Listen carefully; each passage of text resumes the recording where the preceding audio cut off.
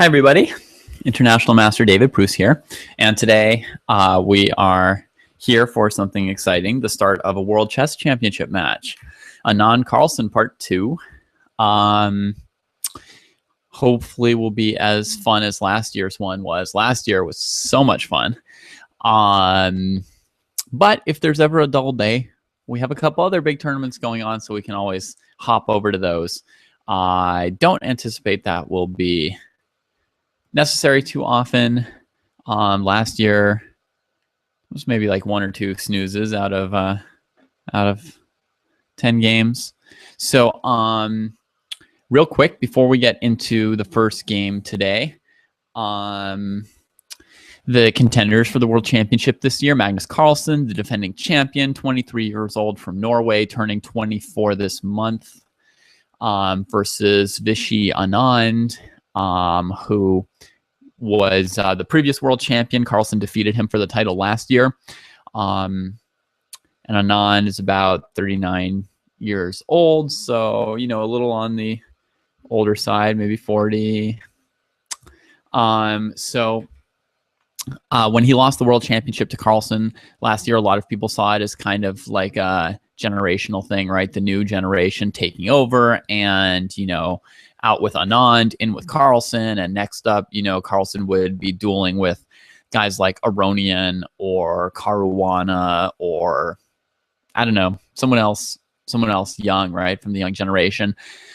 But Anand surprised everyone, or not everyone, obviously. Some people must have. Everyone's got their fans and their diehards, and Anand himself couldn't have won the candidates matches or the candidates tournament if he hadn't believed in himself. He surprised a lot of people by coming back and winning the candidates tournament pretty handily this year and earning himself a rematch against Carlsen. In the past, there would only be a world championship match every 2 or 3 years. Now we've got it after only a 1-year delay. So there's plenty of improvements that I, or even your pet turtle, could probably suggest to the current setup of the World Chess Championship cycles.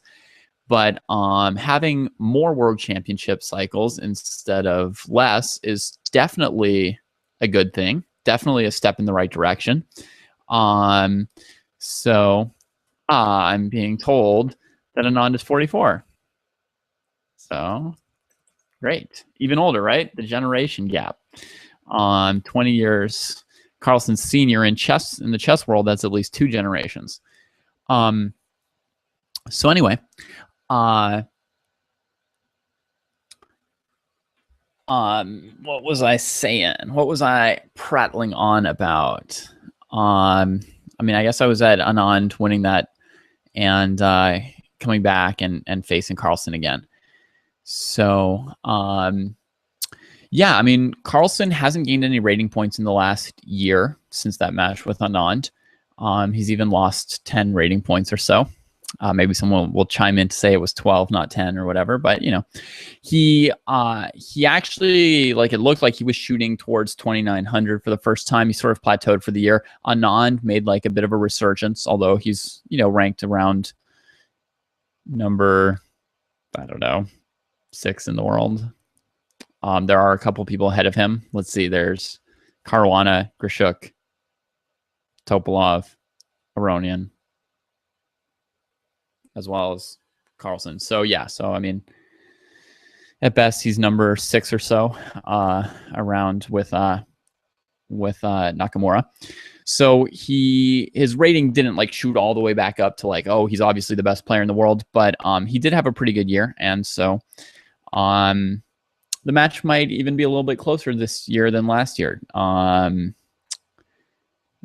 Some people might be predicting that. I would still expect that, you know, there's a pretty significant rating gap between them, probably still like 65 rating points. Enough that, you know, Carlsen has to be the favorite. So anyway, let's get into the first game of this match, in which Carlsen is playing black. And Anand starts this match off with d4, whereas last year he played e4 every game until the last game of the match. So that's a switch. It was kind of expected that he would that he would probably try d4 last year, and then it was a bit of a surprise that he played e4 repeatedly before finally sort of desperation switching to d4. I got one thing right in this video. Yes. Not bad, huh? So he only switched to d4 as kind of like a desperation move at the very end of the match when it was already too late. And a lot of people, you know, wondered if he hadn't switched to d4 a little bit earlier in that match, if it wouldn't have gone better for him. Me included, because I think that it's pretty clear that Carlsen's best opening is the Ruy Lopez. And in talking to him, I've heard him say, he's told me that the Ruy Lopez is his favorite opening. So definitely his favorite opening, and probably his best, or one of his very best openings. So to play a whole match where you're like going into the Ruy Lopez with him repeatedly is like, it's probably not like the very, very best bet against Carlsen. And I think often his defenses to d4 leave a little bit more room for you to take advantage of than his Ruy Lopez. And in fact, I'll look this up at some point, but I doubt that Carlsen has lost on the black side of the Ruy Lopez in like quite a while. So yeah, I think it's one of his better openings, and I am not surprised that Anand starts this match off straight away with d4. I think it's a good sign, another, but not a surprise, shall we say. The first surprise, I think, of the match is Carlsen's, and it comes here with knight f6, g6, and then d5, his choice of the Grunfeld defense. This is an opening which, as far as I know, Carlsen has basically never played in any serious tournaments. I haven't seen any games of his playing the Grunfeld from any like slow chess tournaments. It's obviously considered a fairly respectable defense for black these days.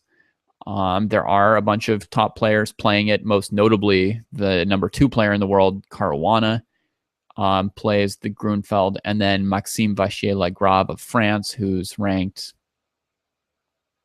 I don't know, number 9 or 10 or something, is also a big Grunfeld player, plays it all the time. There's a bunch of other top players who play the Grunfeld. So it's a top level opening that Carlsen has pretty much never played before, and I think this is obviously like surprise preparation.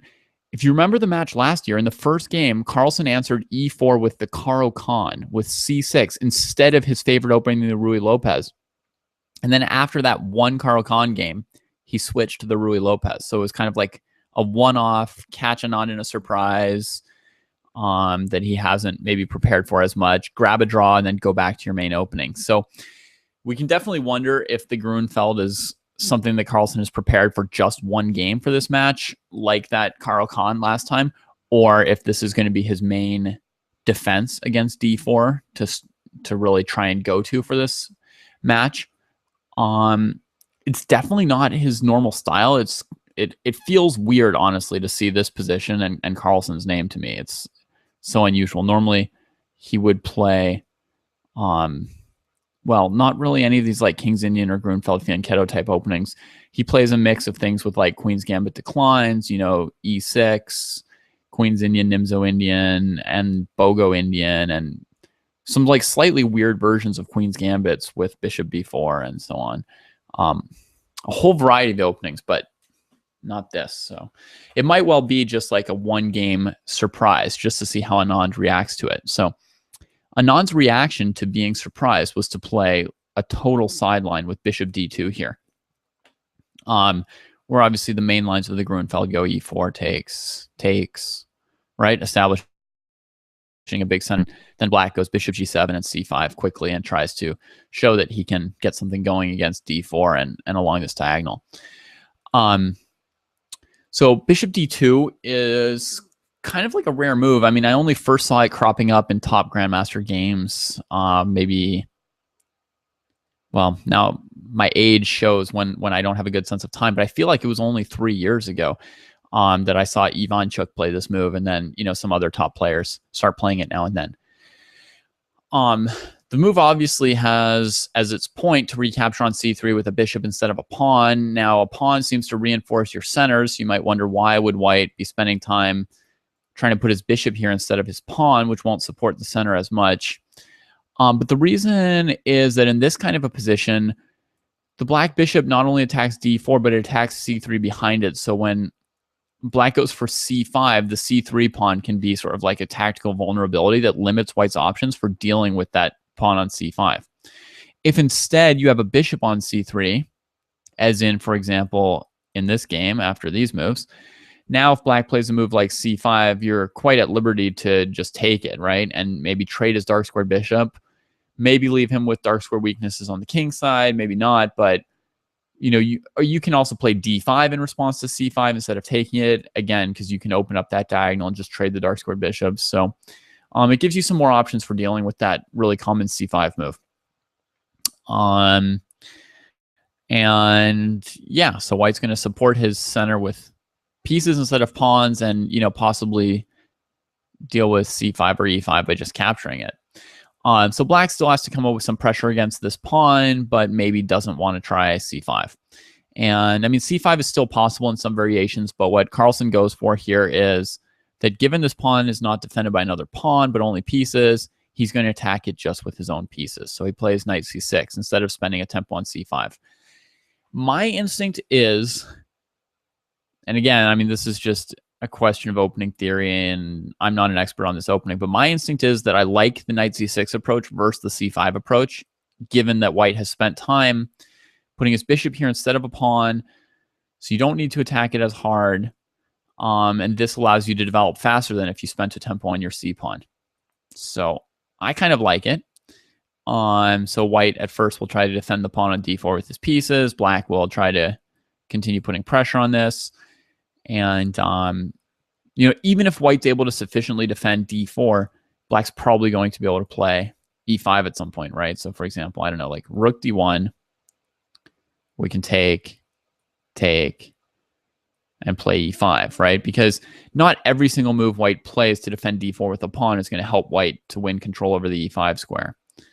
So black can get to something like this, some endgame of this nature, and black's position should be, most likely acceptable, I would guess. To me, it seems fine. But yeah, haven't analyzed it. I mean, so in preparing for this video, just to be clear, I've played through the game like a few times, but since the game was played today, I haven't studied it the way I sometimes study a game for like a couple weeks before doing a video on it. So I don't know everything about the game. I haven't like run a computer because I never do that. I haven't read anybody else's comments on the game, really, just sort of played through it a few times. So I don't know the theory on this, but it looks like very logical that, black has sufficient pressure against d4 to either force the pawn to move or to at least break through with e5 himself. Oh, and one variation, which I guess I didn't show here, is white could play d5 instead of trading, of course, to try and leave this bishop blocked in. And then after knight d4, I would be pretty confident that black has sufficient play or counterplay or whatever in this kind of a position, right? Because if white ever takes, it's these opposite colored bishops, and black's bishop now has some scope because it can go to e5, and that's a good diagonal. At the same time, black's given white a doubled pawn. Black can play either c6 or f5, queen f6 or queen h4. White's got some weaknesses, and black's development has been very, very fast, right? Because of how we haven't spent time on moving the c pawn, right? Just everything very direct. Knight c6, bishop g4, just blunt use of our pieces. Which to me makes sense with the d pawn less well defended by a bishop instead of a pawn, and the bishop's well placed to be used against the pawn breaks. So blunt pieces. Anyway, so in this position, Anand played d5 instead of rook to d1.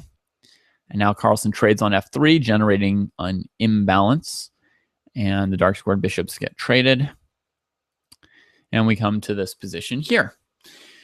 And this position here is a very difficult to evaluate position. And that's what's really cool about today's game to me, is that They played like a few logical moves straight out of the opening, you know, logical enough that to me, I would guess this position here is relevant and important for evaluating this. And they immediately arrive at a position which to me is strategically complex and very interesting. These imbalances right away, right? In fact, you know, if anyone cares to, this is like a good exercise, trying to list to yourself what all the imbalances in a position like this are. It can be very, very useful to sort of be able to make those lists and then check them against someone else's list. So let me go through what I see here as important features. One is you've got a battle of a knight against a bishop.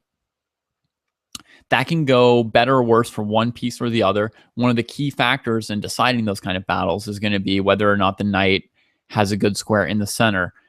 Against the light squared bishop in particular, you'd want a good square that's on a dark square, because then you know the bishop can't just trade you off if you're getting annoying. So this square would be fantastic if it weren't for the fact that white has the move f4, right? But black would like a square like, you know, move the knight to d4 and then play c5 or e5. Then the knight could be a big advantage. Anyway, there's going to be a whole fight over whether or not the knight has a good square. We'll get to that as we play through this game more. But this is the first big imbalance, is the knight versus the bishop. Okay, and another factor that we already see that could play into it is these three white pawns on the same color square as this bishop, right? If black can keep them there, that sort of limits the bishop and makes it less good. All right, so that's the first imbalance. Next big imbalance. White has more space in the center. Next big imbalance, white has doubled pawns, and overall white has, as you can see, 3 different pawn islands, groupings of pawns, right? And black has 2. In fact, overall, other than the fact that this pawn gives white some space, white's pawn structure is quite a bit inferior to black's. Doubled pawns, and the doubled pawns are not only doubled, but they're like well behind their neighboring pawns, which means this pawn can't defend these pawns. It can't help them advance because it's already past them. And as I said in a recent video, you'd rather have the neighboring pawn further back and the doubled pawns further ahead. It increases their mobility and flexibility. So you've got a potentially quite bad pair of doubled pawns. You've got an isolated pawn. You've got more pawn islands than black. That is dangerous for white. It's definitely a long-term problem and weakness. Given enough time, you know, it would tend to favor the knight over the bishop in the endgame. This sort of bad pawn structure of white's means that over time you would expect black to eventually establish like a good bind on the dark squares, blockade white's pawns, get his knight to a good square, and sort of give white a lot of pain. So that's like a problem. Then there's weak dark squares around the black king. That is a good thing for Anand, because this king has 3 pawns on light squares, and the fianchettoed bishop has been traded off. And then the other question that's going to come up is where white's king is going to go. In the game, it now immediately goes to the queen side, so another imbalance or another complicating factor is opposite side kings, which signals that like all sorts of positional factors are trumped by the desire to just attack the opponent's king, right? So for example, you might say this is like a weak isolated pawn, but if I can just run it up to h5 and I'm happy if you capture it from me, then it doesn't matter so much how weak or strong these pawns are in an endgame if I can just sort of throw them at you and I don't even care if they die because your king is on that side of the board. And so getting rid of those pawns becomes advantageous for white. There's also like a potential backward pawn for black on the c file, but you know, as soon as white castles, it's probably not going to become an issue because black's the one who's going to want to open this side of the board, and white's not typically going to be putting pressure on this file, though there could be exceptions. All right. So that's a whole list, exhaustive list of the key strategic features here, the imbalances. Now, of all those important things, which do you think is going to be the most important right away? Which is going to sort of be a key factor or like a trump factor in this position? And while you think about that, I'll make a slight correction to what I just said before. In a recent video, I'd already mentioned this, but when you have doubled pawns, it almost always means that you have an extra open file for your rooks, right? So for example, if you look at this position, black has 1 possible file to put their rooks on, and this pawn is currently not like a brilliant target to triple heavy pieces against. White, on the other hand, has 2 possible files for their rooks. So that's always like a countervailing advantage when you have the doubled pawn. And that's there for white. So in terms of if you looked at how the players are going to activate their rooks, you know, black probably needs or wants to do something like c6 to trade a pawn and get this rook, get more options for their rooks. White already has some more options for their rooks. And yeah. All right. That said, what did you decide was the key strategic feature in this position? All right. Well, my answer was the knight. I think the key strategic feature in this position that I just zeroed in on as soon, like the very, very first time I was playing through the game quickly without really thinking. To me, the number one feature here is whether or not the knight is going to have a good square.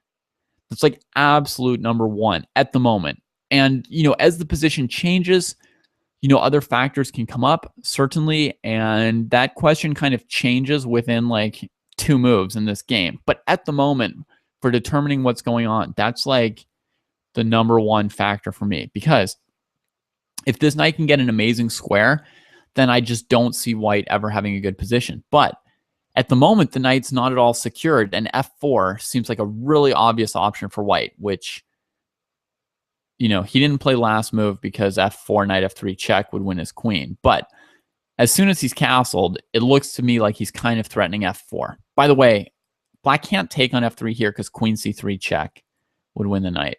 Okay, so to me, this is like a huge threat, and I don't see where this knight is going to be safe once white plays f4, right? White will have these 3 pawns in the center. I just don't see any good squares for the knight.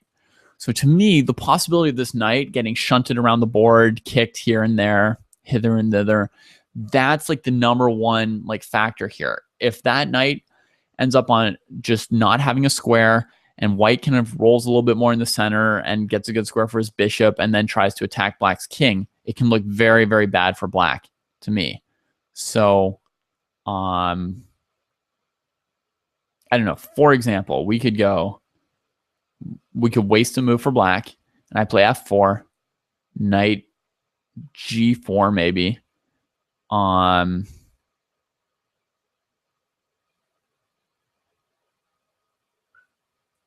Bishop e2 allows knight f2 maybe. No, there's queen d4 check. Yeah, so let's. Well, then knight f6 attacks my e4 pawn. All right, let's just go, I don't know, f3, kick the knight away, and then go h4. And then when black plays h5, play, you know, f5. So I can always kick this knight with e5. You know, play rook d1 and bishop d3, rook g1 and bishop d3. The knight's just not secure here, right? So, well, I mean, if I wanted to make it easier to visualize, I could do this. But the reason I didn't play it in this move order is because knight d7 attacks this pawn, and then it's maybe a little bit trickier. So, but just for the sake of argument, so you can visually see what I'm talking about, if I can always kick that knight away with e5, and then, you know, have rook g1, bishop d3 kind of coming, without this knight in good position, it's just too easy for white to roll, right? To just get like a sweet position. And this is kind of just, I don't know, it's just very, very smooth and easy to play for white. Their pieces get really good. It's still a couple moves away. Like, you can't quite see it there, but like, he's going to have a diagonal for his bishop. He's going to have a file for his rooks, and black's pieces just aren't as active.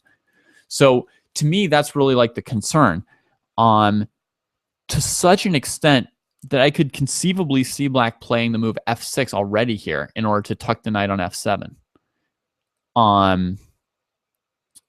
Right? Because that at least is like a secure square. White can't chase the knight away from here. It covers the weak dark squares around his king a bit, right? And then he can try and play, you know, c6 and develop his rooks. Just have that option, right? So to me, like, already I was thinking like, yeah, you might even need to or want to play a move like f6. Of course, white is going to need to and want to play h4, h5. And, you know, there are other strategic strands. As I said, it's not just about the knight. And also, I mean, this isn't like a great square for the knight, right? This is a stopgap measure. Let's avoid the knight getting kicked around forever. Let's at least have some defensive help from this piece. But it's not an amazing square, and there's no reason to think that white wouldn't have a good a good position here, right? But Carlsen doesn't do that. He goes straight for the move that he wants to play, right? Which is the c6 break, try and trade off these pawns, open up space for his rook and his queen to start looking at white's king. So first of all, he's trading off a backward pawn for white's strongest pawn, if possible.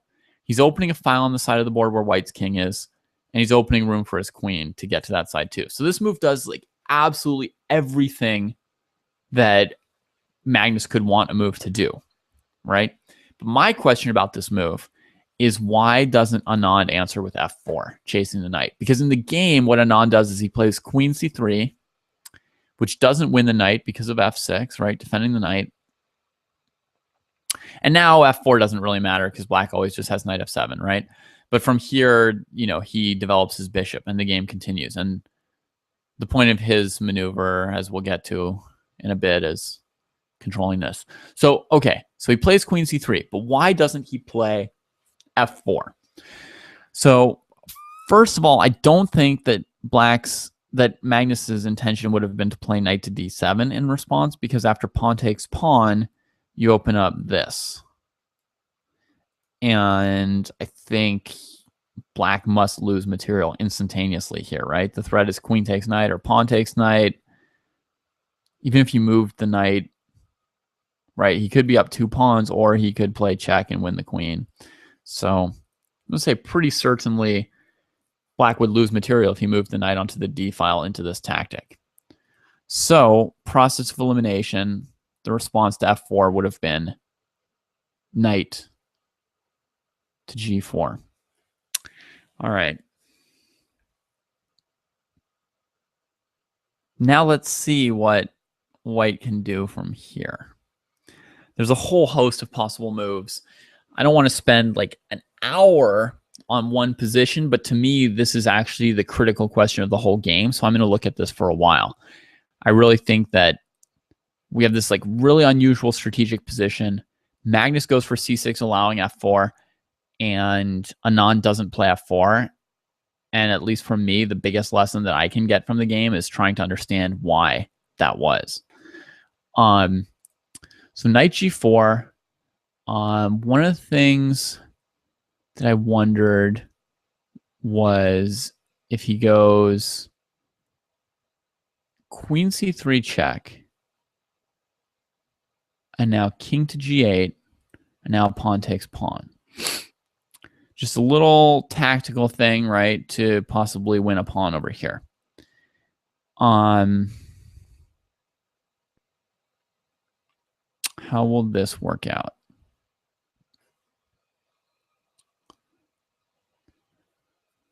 So queen d1, knight f2, knight h1 is very bad for black. You get your knight trapped after trading the queen. So black will lose. Not to mention that pawn takes pawn will be something that his rooks will be busy dealing with while white easily captures the knight.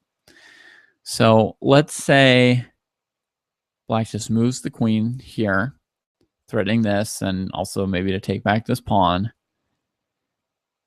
Queen b6 is the other possible move. Let's take here for white and just have black take back calmly. So at this point, basically, the point of queen c3 check was to open up the rook and be able to win a pawn. So white's just traded 1 pawn for 2. But in the resulting position, what he's done is he's taken 2 pawns which black wanted to lose. In opposite castling positions, opposite side castling, your pawns on the side of the board where the enemy's king is are basically of negative value to you. They're just blocking your rooks from destroying the opponent. So white hasn't actually won any material here. He's traded a center pawn for 2 pawns that black was happy to lose. And in the resulting position, black's threatening rook c8, queen e4, and knight f2. So we're going to go ahead and say that winning this pawn is not a powerful operation for white. Okay, so knight to g4. What else could white do with this? They could kick the knight back with f3 or some such move. Knight f6. Now there's serious pressure on this d5 pawn suddenly, right? So like e5, knight d5 is no good. We could castle, and black can trade. Rook c8, rook c2. So white's able to give black a pawn structure weakness as well. But overall, black should still be fine in this position, I believe. It's maybe not like totally simple, but what I see black doing next is playing knight h5, and white won't. Oh, and as I say that, I realize white could try this, but there'll be something wrong with it. But that black should be able to establish a good dark square for his knight. You know, and black has a pawn weakness here, and white has a pawn weakness here. And it should be, if anything, like a tiny advantage for black. So, yeah. If he goes here trying to defend against knight h5, then taking the d file is good. If the king stays back to keep the rook out of d1, then knight h5, right? And you're not keeping the knight out. And if you come up to keep the knight out, then just rook here. It's fine for black. All right.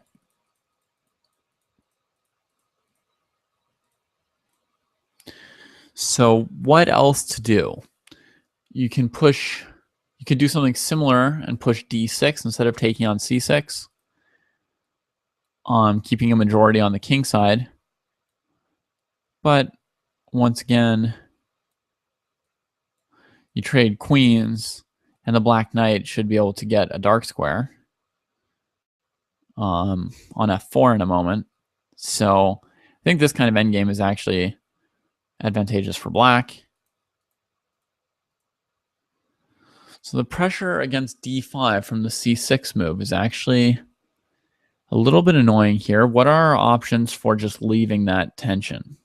So let's try bishop h3, knight f6. So now we want to avoid knight takes e4. We want to move our queen or our rook. We're using this bishop to keep black from using that file that they've achieved. So black trades, giving white weak pawns. Queen d6. Or I suppose queen b6 was also possible, but some position like this.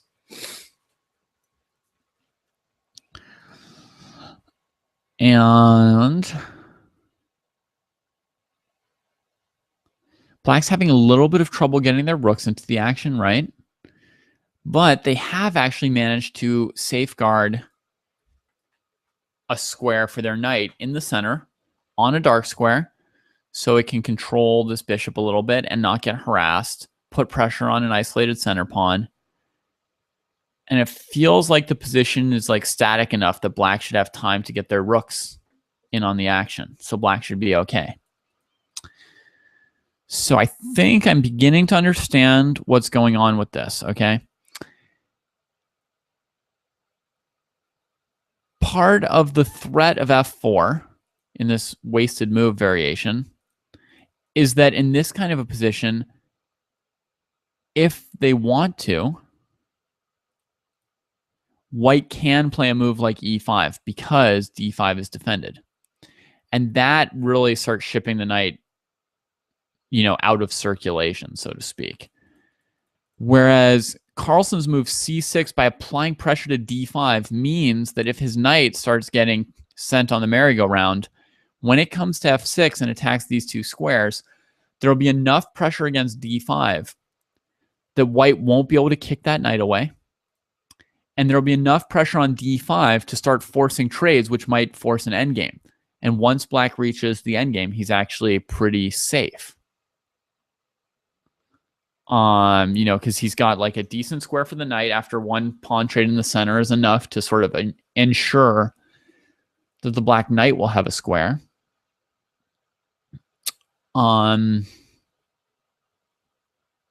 Yeah.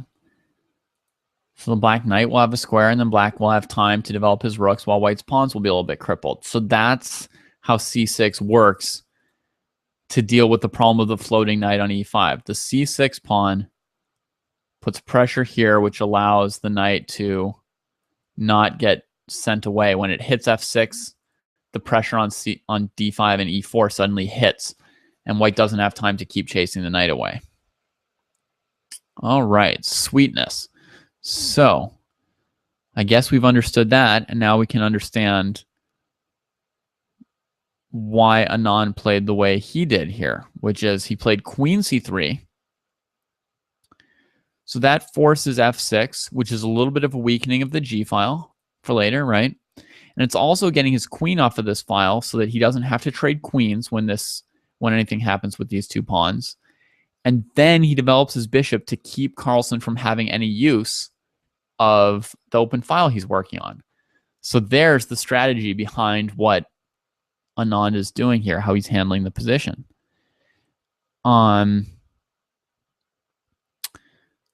So I think his plan following from here would be to put the bishop on e6 and then follow up with h5 and f5 to try and weaken the king, or one or the other of those two moves, right? And meanwhile, use this light squared bishop to keep Carlsen's rooks bottled up. If he can keep Carlsen's rooks bottled up just a little bit longer, then he can get an advantage out of starting to make use of his rooks. And there's two ways to do that. One is the plan I suggested, opening the king side. The other is that since Carlsen's going to trade on d5 himself, then in a position like this, theoretically, the other use for Anand's rooks would be to play rook c1 himself and try and take over this file. Okay. But before we get to that, there's one more interesting decision Anand makes here, which is after cd5, he could just take with his rook, right? But he takes with the pawn. And that, I think, is a little bit counterintuitive because it's isolating all his pawns from each other, right? Just like a horrible structure, like a pawn structure with which you can almost never win, right? And if we're emphasizing the fact that if Anand's strategy is emphasizing the fact that Carlsen's having trouble getting his rooks involved, why would he block a file here when he could put his rook there with tempo on the queen, bring out his other rook, and dominate an open file? It seems strange, right? Well, once he fully opens this file, now Carlsen's rooks actually have one effective square to go to, which is d8, to try and trade off material and simplify towards an endgame where the pawn weaknesses will tend to long-term favor black. So let's say he plays queen b6, aiming at f2, but really, mainly, he wants to play rook d8 and start trading rooks. What is Anand supposed to do with this situation? Sacking on e5 is going to do nothing. After queen e5 check, there's queen over to f6, covering everything. So no exchange sack here. There's no real penetration point yet either for Anand. He's not yet that far along, such that if he played this, there's some chance that Carlsen could grab this pawn because he's not going here yet. You know, he's not yet breaking through, really. Though, I mean, this is still... It's the kind of move that still feels risky to me. Like we're asking for Anand to find some kind of winning exchange sacrifice, right? Bringing the second rook into d7. Probably has to play this, and maybe he survives just fine. But it makes me a little bit uncomfortable. If I'm black here, I just want to play, you know, rook to d8. Just trade as many rooks as I can. And then eventually, you know, these pawns will be quite vulnerable. I don't need to win them now. In any queen and knight versus queen and bishop endgame, I'll have a very high chance of winning one of those pawns. So, all right, so let's think here from Anand's perspective. What can he do next after queen b6? Anything to sort of make use of this open d file, maybe deal with this threat on f2, or maybe try to prevent rook d8, which is sort of the real threat? It might have to be something dynamic.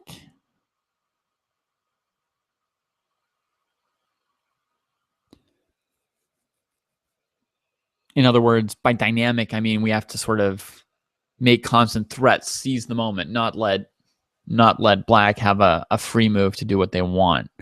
So let's try f4. Knight c6, maybe. I mean, knight f7 is also just as possible.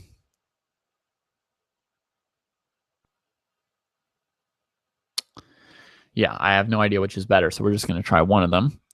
Now the rook can get to the 7th rank, for example. So now, I don't know, you could still try queen f2. Or you could try rook d8. Which again is going to be the cleaner option if it works out. So let's just see. Has anything bad happened to black while he was developing his rooks? Not at all.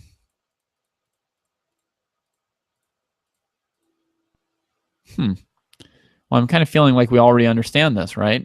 The reason Anand took with his pawn instead of developing his rooks on the d file was that by fully opening this file, he's giving Carlsen's rooks their first good opportunity to join the game, which in this position, they have no opportunity to join the game yet, right? Whereas Anand has 3 ways to use his rooks already, right? He can still play f4, f5 and try and use the g file. He could try to play rook e1 and f4 and put pressure on e7, or he could play rook c1 and try and sort of dominate this open file while Carlsen can't contest it. Okay, very clear. Love what Anand's doing so far. Carlsen plays knight f7. Okay. Retreating the knight. And now here's where it gets a little bit confusing to me as to what Anand is up to. His next couple moves, he just slightly improves. Well, he sort of advances his piece a little bit. Let me just show you what he does on the next 3 moves. He plays f4, taking away a couple squares from the knight and getting closer to being able to play f5. Then he defends the pawn on f4 with his queen. And then he brings his bishop into e6, sort of defending this pawn, locking down this pawn, avoiding any e5 kind of tricks, right? Which is probably a threat here. Or, I mean, it's a possible move. I wouldn't say a threat, but it's a playable move. So locking that down and getting on the other side of this pawn so that if he plays f5, it doesn't lock his bishop into h3, right? Okay, but the problem with this series of moves is that when Carlsen then plays queen to b6, he retreats his queen back. And to me, this is like a very bad sign that like 1 move ago, I've played queen d4, right? And now when you're offering a queen trade, I'm backing off. So if I played queen d4, it had to be, to me, logically, it had to be that I was willing to deal with this by trading the queens, right? If you take a certain space with your piece, it's not to simply retreat 1 move later when a trade is offered. Okay? So I believe that Anand must have like missed a little something or hesitated or changed his mind about some kind of evaluation here.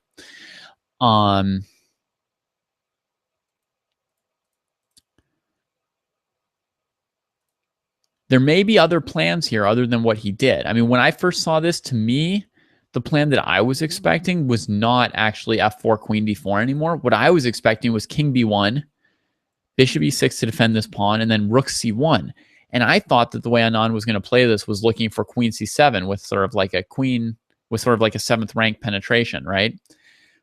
Maybe rook e1 to also start looking at this so that he could also try queen b4 or queen c5 in some case. I mean, obviously, at a top level when you're playing, what am I saying at a top level? At any level, pretty much, when you're playing chess, you've got more than one idea, right?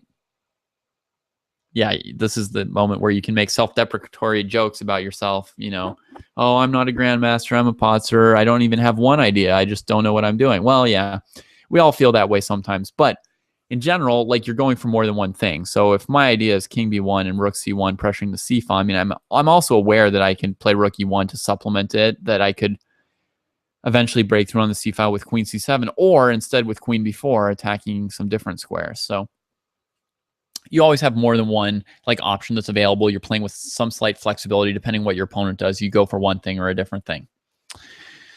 So to me, king b1, rook c1, etc. was kind of like the reasonable plan. But actually, the question that I then decided to answer first was I decided to go here and see why didn't Anand trade queens, right? Because frankly, in this position, if I trade, if I now trade queens and play rook c1, it's kind of like I played a queen c7 plan already, right? So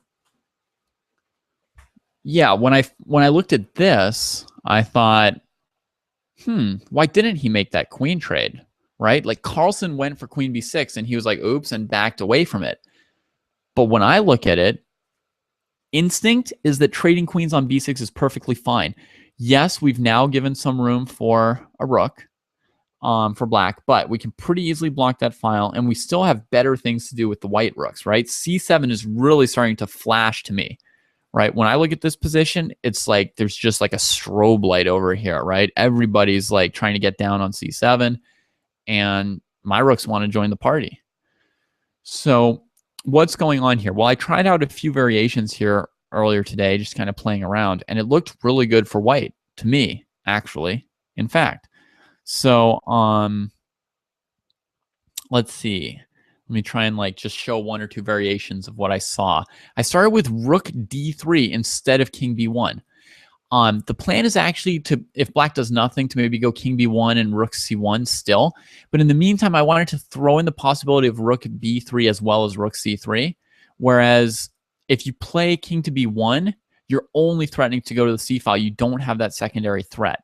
So rook d3 to me was like my instinct. And then when I was playing out some variations, I actually thought this move was like quite strong, actually, because it also lets you double rooks against some like pin ideas. You know, or let's use this rook here. It's got all kinds of cool little options, actually. I think it's like quite a sweet little move. So first thing I tried was rook here, defending this pawn in advance and either bringing out this rook or playing knight to d8. And then what did I do?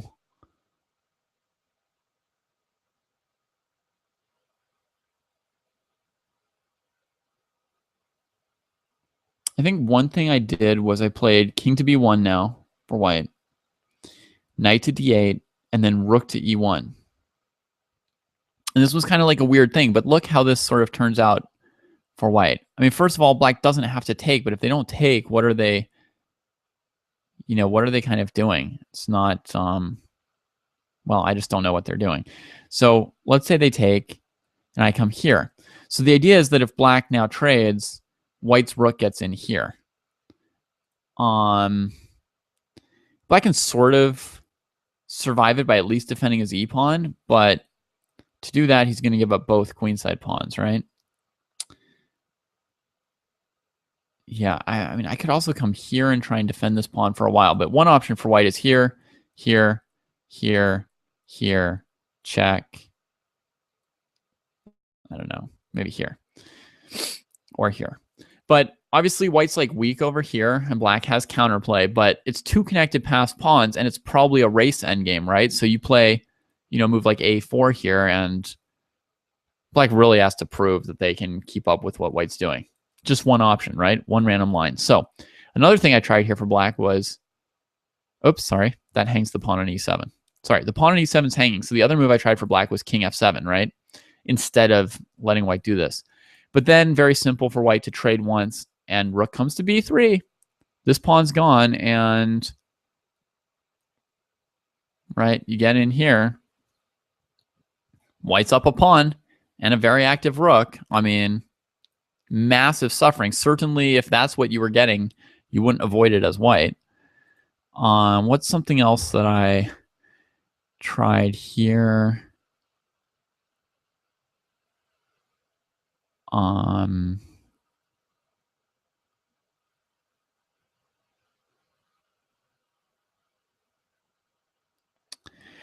I think actually I may have even played king c1 here. Sorry, I think I may have actually played rook c3 here. No. But it was also good, right? Rook c3. Yeah, I mean, it's totally a similar thing, right?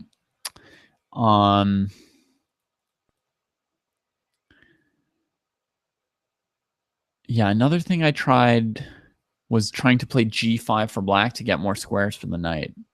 But it didn't really like matter. Like g5, one thing white can do is just ignore it, right? And once they get their rook here, they're in beautiful shape. Or black could play here, defending this for the moment. And white can kind of do whatever from here because he's going to win this pawn for free, and his rooks are still going to be more active than black's. So it's kind of a freely good position for white. And yeah, I didn't actually come up with anything really satisfactory for black in this position. I tried out a few different variations, and it just seemed really good to me, which then caused me to think like, okay, well, I don't need to find a better plan for Anand in this position with rook c1 than what he did, because what he did was he just slightly improved all these pieces, increasing his control in the center, and the only thing Carlsen could come up with here was queen b6, offering him the best version possible of a queen c3, rook c1, queen c7 kind of thing, right? Because now black has an extra doubled pawn. And with this move, rook d3, we can not only go to the c file and try and penetrate the 7th rank, but we can also look at a direct frontal attack on this pawn, which is actually kind of inconvenient. So that's kind of like the second crucial part of the game to me. The first crucial part was sort of understanding that complicated position straight out of the opening, and why is Carlsen playing c6, and why isn't Anand playing f4, chasing that knight on e5? How does that whole position play around the strength or weakness of that knight? And then after Anand makes his, Anand makes his like very cool decision, right? His decision to, I mean, basically when he played queen c3, he's making this decision to use this bishop to keep c6 from activating Carlsen's rooks, play ed5, getting this horrible pawn structure. And now what he's playing for is he's emphasizing the power of his rooks. He is leaving Carlsen's knight with squares. I mean, even if he plays f4 at some point, this knight has f7, it has d6. He's leaving the knight with squares, but he's now played a strategy that's basically almost completely shut Carlsen's rooks out of really actively participating in the game. And now he's going to be able to apply pressure with his rooks on these files. So he goes for this strategy, and as far as I can tell, it's actually a very successful and brilliant strategy, taking on all isolated pawns, building up his strength like this. And Carlsen just doesn't come up with anything here. In my opinion, you know, he plays queen b6 to get a little bit more room for his pieces, and I think that Anand can get a huge advantage by trading queens. One thing I wondered during the game was why he played this rook here instead of this rook. It seemed like this rook wasn't really doing anything, so a slight improvement on Carlsen's play might be rook fd8. And I haven't investigated this like at great length, but if you think about it, like one advantage of this is that if you play queen b6 and they trade queens, this rook's already here. Another advantage is if they play f5 too early, blocking this bishop, you can use this rook. And another thing is in some case, you could play a5, a4, and just start seeing if you can come up with counterplay on the queen side, right? So for example, play bishop e6. This is like a conceivable move. I mean, queen b6 would be like the game, and it's also a conceivable move. But what if I do this? You know, what's white's winning plan? Let's say they go for h4, right? I play a4, h5, or they can play a3. I don't know which they want to do. I mean, they play a3. We can play b5, right? And we clearly have a plan now. It's just to play b4. And then after we lose a pawn on b4, we play rook b8, win our pawn back, and our rook gets in the game, right? Or they could play h5, and right, we play a3, and now there's a little weakness there. I imagine they would move like this, and now, you know, now white has like a little bit more to deal with, right? There's checkmate threats here. In some case, and this pawn is now sort of weakened. So it's just like a possibility for maybe generating counterplay. I'm not saying it's like amazing, but it's like a way of doing something. Whereas if you contrast that with what the rook on f8 does, I have no idea what this rook does for black. Like, I don't really see it. This pawn here is like very well defended, given that white doesn't have E or G pawns to attack it. So It feels like a case of like a little inaccuracy here by Carlsen with the rook ad8, which helps Anand's plan work out so well. But I really think that by the time this happens, Anand could have just traded and really justified his brilliant strategic play by just going straight to an endgame. Reasons he might not have done this. Number one, I'm missing some obvious detail. Maybe there's some strong move for Carlsen right away here, right? Like maybe rushing g5 somehow produces some kind of counterplay that's I don't know, a big deal.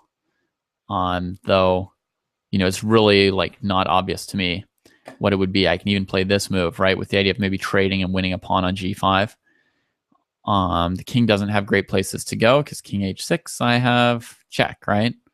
Or maybe even more devastating, bishop f5, threatening check and check. So like I don't know how this would work out for him, but anyway, general answer, maybe Anand didn't go for this because there's some move for Carlsen here that I didn't see, some great source of counterplay. That's one option.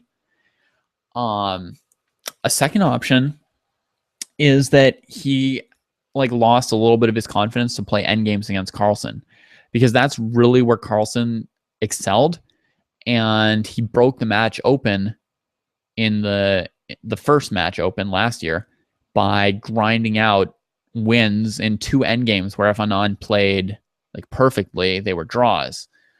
And that's really kind of like the terror of Carlsen, I think, for a lot of his opponents, is his ability to just torment you in endgames, slight advantage, slight advantage, slight advantage, or even equal, slight advantage, slight advantage, slight advantage, slight advantage. 3 hours later, we make a slip up, and one inaccuracy, Carlsen wins the endgame. So, I mean, yeah, the most likely explanation is there's some resource here for black that I'm just not even noticing. But if that's not the case, then maybe a psychological explanation is that Anand just like wasn't confident enough about his endgame play. But to me, this looks like beautiful. I love how Anand has sort of laid out the game. When I look at this position, it's delicious, right? Black can guard the queenside pawns with a move like knight d6, right? With the idea of answering rook b3 with b5, which is fine with me as white. Because I'm still the one who's likely to get in this rook c7 move. In fact, I don't think we need to throw in rook b3 maybe. Just come here, try and play rook c1 as fast as possible. Once the knight's on d6, it's not in range to disturb this bishop, which means the rooks have no way to counter the c file. I don't see what counterplay black's going to get while we're playing rook c1, rook c7. He'll be able to defend these pawns for a while, right? Setting up a fortress with the knight here, defending these 2 pawns, and nothing can disturb the knight. And then, you know, his rook and maybe his king defending this pawn. But it's such an open board, and the black rooks are so restricted. White has a million ways to eventually try and like open up some action, right? Like h4, h5, swinging rooks this way, like just all kinds of things. It certainly looks like one-sided torture to me. All right. So to me, that's the critical thing.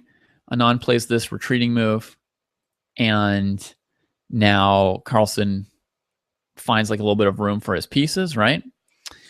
And yeah, this move also like didn't make the greatest impression on me. I feel like Anand suddenly like, it's like it's not really working out suddenly. He's just like slipping a little bit, because still here, I mean, the way to play seems to me king b1 and taking the c file. But he just sort of defends the bishop. Carlsen plays knight d8, attacks this piece. He's just going to trade it, and then his rooks are going to be able to move just fine. And within like a move or two, we see Anand like slightly on the defensive. So I don't know what would happen if he retreated the bishop, so we can just glance at that for a second if we want to know. Since in the game he just left it there and defended it. Sense would be that now, you know, this pawn can be attacked a little bit. Let's see, rook e7 is threatened.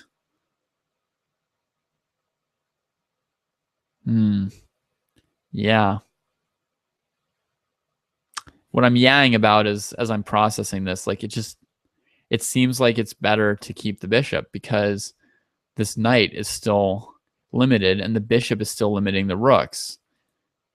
And, you know, if he brings the knight back out somewhere at some point, you know, we can always bring our bishop back into e6 and lock things down again. So what would be the reason not to do this? I mean, is e6 a move here already?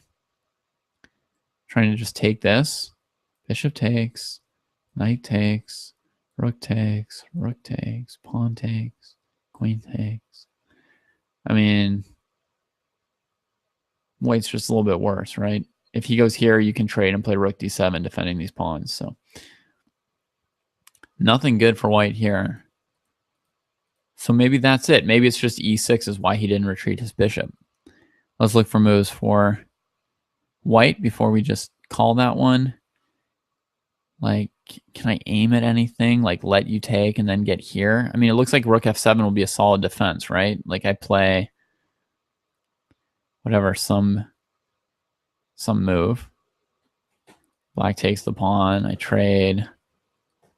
Check. He just comes here, right? It's just very solid for black. White doesn't have any real threats going. Okay, so that could quite likely be the explanation for it, right? He doesn't retreat the bishop because Carlsen's ready to just play e6. The pawn is blockaded by the rook. Otherwise, white could play d6 if the rook were on, you know, d7 or d8 or something. Just plays e6. Okay, so he leaves the bishop here. He plays f5. Magnus just trades it off. Check. This move was puzzling, by the way. Like, I expected the rook to go to d8. But, all right, I just want to be able to, like, talk strategically about what the resulting position looks like after allowing this trade. So maybe we'll just stop here and talk about it for a second. Once the bishop and knight have been traded, Carlsen's rooks are free. So his only real disadvantage in that position that Anand had created was that his rooks couldn't really participate very well. Now that his rooks can participate decently, he's got one major weakness on e7 to defend, and Anand has all these possible weaknesses. So he's going to trade one off on g6, right? And then he's just going to have this weakness versus this weakness, plus a slightly worse kingside pawn structure. That means it's like close to equal, but honestly, this pawn is weaker than this one. Why is that? Because this pawn on e7 is closer to black's camp. It's harder for white to attack it because it's further away, and black's king is close to it, so he can provide an extra defender for it. This pawn here, since it's very far advanced, it's far away from white's king, hard for white to defend it, right? And if suddenly all the rooks and queens and things like that got traded off, well, in a king and pawn ending, you might often lose an advanced pawn like this to the black king just attacking it before you can get up there. So basically, Anand's like immediately slightly worse strategically, just suffering a little bit here. As soon as he allows that knight trade on e6, but he was kind of like roped into it after losing tempi with queen d4, queen d2, right? And now he just can't get out of it in time to avoid this kind of e6 or knight e6. So it just, yeah, it's just that tempo loss. Like, you've taken on all these weaknesses. You really have to play consistently from there on out. You know, if you waste time and let Carlsen push the game towards that late game phase and, you know, find a way to wriggle out with his rooks, then you're just a little bit worse because of this commitment you've made. But there is a very positive sign for Anand in this game. One very positive sign, I have to say. So, or even two. I mean, the first positive sign is that, like, for one of very few times, if we consider the previous match as well as this match, he really put Carlsen under huge pressure. Like, he created strategic difficulties for him. He played like some original idea in terms of how he laid out the position. And, you know, Carlsen was really in serious danger, in my view. You know, he was just doing something really like aggressive and hard to deal with right off the bat, and, you know, had some original ideas. So that's great. And that was also with like improvising, right? Completely improvising out of the opening, I think. Or largely improvising out of the opening. It's hard to know how much these guys know at this point. It's hard to keep track of. that was the one good sign. But the second good sign is that from this position here, Anand drew like almost easily, I would say, very easily, I think. Whereas this is exactly how people lose to Carlsen, okay? They get some situation like this, they take some risks, it doesn't pan out, black gets their rooks out. They're used to just getting a draw then against another player. They're like, well, I've got one weakness, you've got one weakness that really matters. We've got some rook endgame. Okay, it's a draw, right? And players like Anand are used to just easily getting draws in this position against other 2,700 to 2,800 players. But not against Carlsen. This is where Carlsen then suddenly like turns around, plays like 100 moves against you, and beats you somehow. And that's how some of the games went in the last match. But here, Anand got the draw pretty easily, actually. And the first thing is I think that Carlsen just played like a wasted move here, rook c8. I mean, the obvious square for this rook is d7, right? I mean, you just have to know where your pieces go. That's largely how you play like endgames. It's with these like schemas, right? You're like, what's the best square for my piece? What's the best square for my other piece, right? So why is d7 the best square for his rook? Well, it defends his pawns, including the main weakness, and it attacks Anand's main weakness, right? So I would almost say this move is like obvious. And as with everything, I'm probably wrong because these guys are, world champions. But to me, this move's like basically like obviously how you want to arrange your pieces, right? And then if the opponent is like doubling on e7, you can play here to defend it. And, at some point you're going to be threatening this thing. So you're going to force white to, trade for you on d6. And, you're just going to get some nice situation for black. I wonder if I'm hanging this pawn of mine as I talk about what a nice position I'm getting. But, I don't know. Something like this, with a little bit of an advantage for black. Or maybe some similar version of this where I don't hang my a7 pawn, maybe. I wonder if that was the issue with this. Do I have any way to save that pawn? I guess I don't. Maybe that's what he didn't like about it as much. Rook c8 does avoid that queen e3 move because of queen c2 check. Well, maybe that was it. Rook c8 avoids queen e3 because of this check. In the variation I played after queen e3, like you don't want to play this because of queen h6 getting into these squares. Or at least I didn't want to do it for that reason. So yeah, so I have to do what I did. Rook 8 d7, trade once. Whichever way I take back, white can take here. And that forced us to trade an isolated pawn for a not isolated pawn and mitigate white's disadvantage. Still, black's just better here. I mean, this is not like a heavy reason not to go for this. I don't know if e5 is good or bad for black here. I'm not going to go too far out on a limb beyond my own actual knowledge of chess. But this does feel like a position where black has some slight chances or advantage still. I would think that would be the natural way to go. But yeah, I mean, thinking about it, Carlsen probably saw that and wanted to avoid that simplification. That's why he went for rook c8. Okay, so that's cool. So here, threatening to take on e7, right? So he trades. The rook does get to its best square after all. But what Anand was able to achieve here is not queen a7, because after rook d5, his king is weak compared to black's king, and queen h2, and all sorts of stuff is possible. He has like a very, very nice trick that he set up here, which is d6. And what d6 lets him do is it trades this pawn for this pawn. And as you will recall, you of great memories, I have claimed that this pawn is slightly less weak than this pawn. Therefore, trading these pawns helps white to make it much closer to equality, right? So d6, queen d4. Well, first of all, I'll just cover the tactics. Sorry, real quick. Rook d6, rook e7 check wins the queen. So he has to take it with the pawn.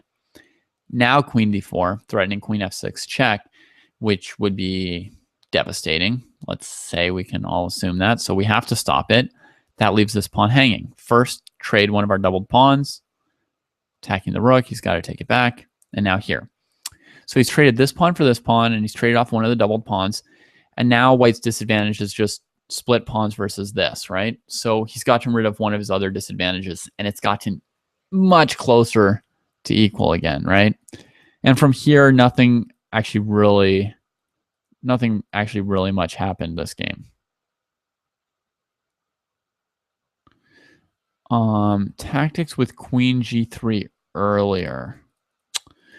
I'd love to answer your question. I just have to sort of figure out where exactly you mean.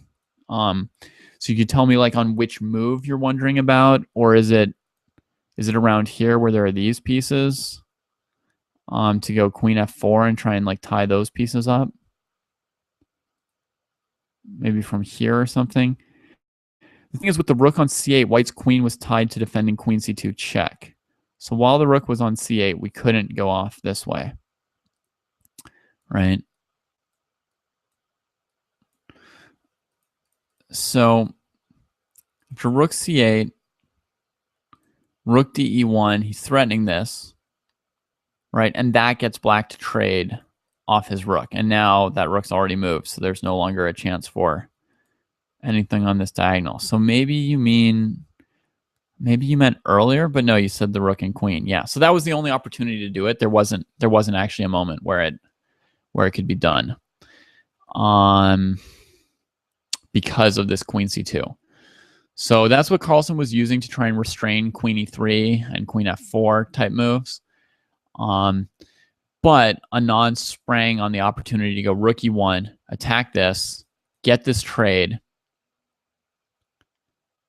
And then after this, the very slick setup for d6. I guess his one other option would have been to not switch the rook back to d8, which frees the queen from c2. Like he could try and leave these here a little bit longer. See if there's anything he can do. Like, can he just take this pawn maybe? That might be worth asking ourselves for a moment. So if the queen moves to e3, there's check and then checkmate. If the queen moves to d3, there's checkmate on c1. So this queen is basically totally tied down. It can't allow these checks. So what is white going to do after Carlsen tries to snatch this pawn from him? One option is just a3 to free the queen, right? To then go for some kind of counter. The other option might be d6. The idea is d6 takes, rook takes, just threatening rook d7 as fast as possible with this weak second rank. Does black have anything good to do about that? Don't quite see it. It looks like he's got to move his king off of it. Now maybe we could just take on f6. Maybe we could go here.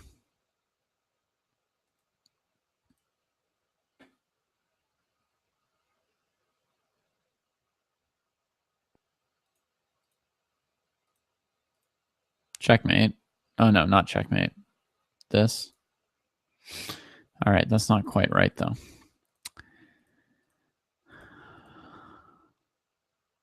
Yeah, I'm kind of feeling like the easiest thing for white would be to just play a3. I mean, this pawn's not really defensible very easily in this situation against queen d3 here. There's queen e3 as an option, d6 as an option.